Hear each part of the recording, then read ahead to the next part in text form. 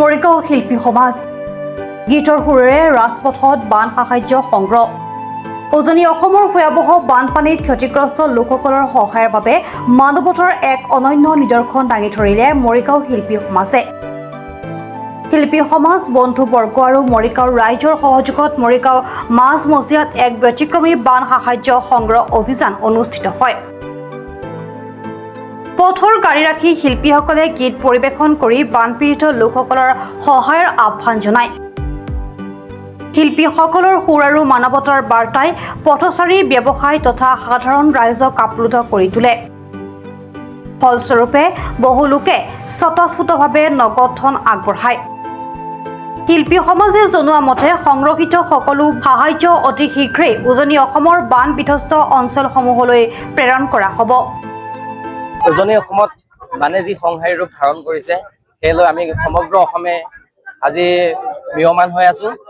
ঠিক সেনেকুৱা প্ৰাকখনতে আজি মৰিগাঁও শিল্পী সমাজে আমাৰ যিমানখিনি মৰিগাঁৱত শিল্পী আছে সকলো গীতিকাৰ কণ্ঠশিল্পী সংগীতজ্ঞ সকলোখিনি ওলাই আহিছে, অভিনয় অভিনেতা।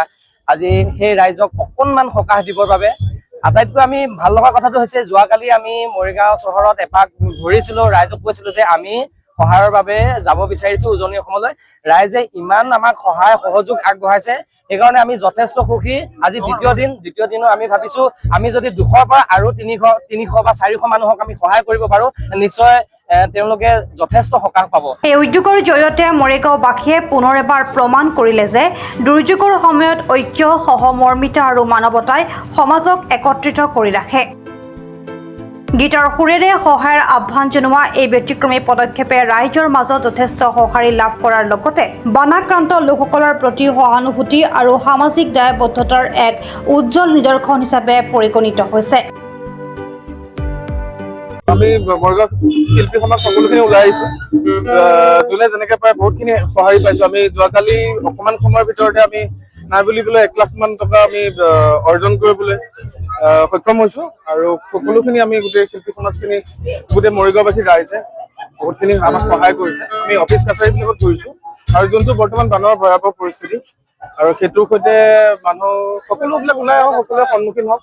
আমি জুবিন দাৰ আদৰ্শৰে অনুপ্ৰাণিত, জুবিন যুগৰ মানুহ, তো তেনেকে সেই বুলি আমি ওলাই আহিছো। আৰু গোটেই ইমানবোৰ মানুহ ইমান সঁহাৰি, মানে এইটো এটা ভাবিব নোৱাৰা আন্দোলন টাইপ এটা হৈ গৈছে, সেইটো ভাল লাগিছে।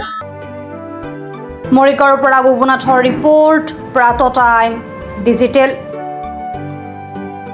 শদিয়াৰ পৰা ধুবুৰীলৈ, বৰাকৰ পৰা ব্ৰহ্মপুত্ৰলৈ সকলোৰে মাজত চিনাকি এটা নাম প্ৰাত টাইম। থলুৱা ভাষা, কৃষ্টি আৰু সত্য বাতৰিৰ আধাৰত প্ৰতিষ্ঠিত খবৰ প্ৰাত টাইমৰ প্ৰতিটো বা বাতৰি পুংখানুপুংখভাৱে চাবলৈ Facebook, YouTube, website, Twitter, Instagram আৰু ব্লগাৰ পেজত লাইক আৰু ফ'ল' কৰক।